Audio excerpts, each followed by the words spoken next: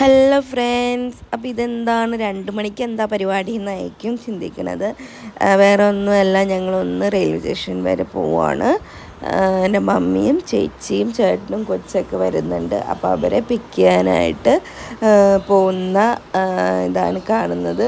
അങ്ങനെ ലച്ചു നല്ല ഉറക്കമാണ്, വിളിച്ചിട്ടൊന്നും എഴുന്നേൽക്കണില്ല. തലേ ദിവസം സിനിമ കണ്ട് വന്നപ്പോഴേക്കും ലേറ്റായിട്ടാണ് കിടന്നത് തന്നെ.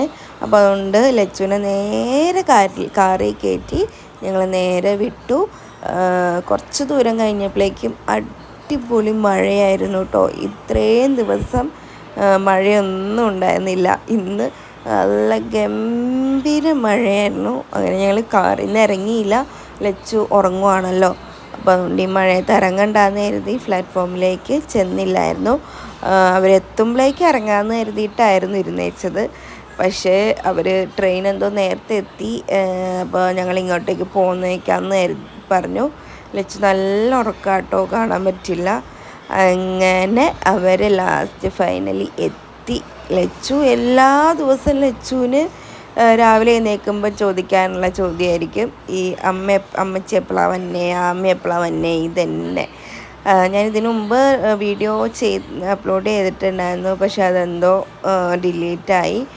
അപ്പം ഞാൻ വീണ്ടും അപ്ലോഡ് ചെയ്തതാണ്. അങ്ങനെ ഇതാണ് ചേച്ചിയുടെ മോള് ആമി. പിന്നെ ചേട്ടൻ, അമ്മ നടന്നു വരുന്നുണ്ട്. മഴ കാരണം പയ്യെ നടന്നു വരുന്നുണ്ട് കേട്ടോ. ഇതാണ് അമ്മ.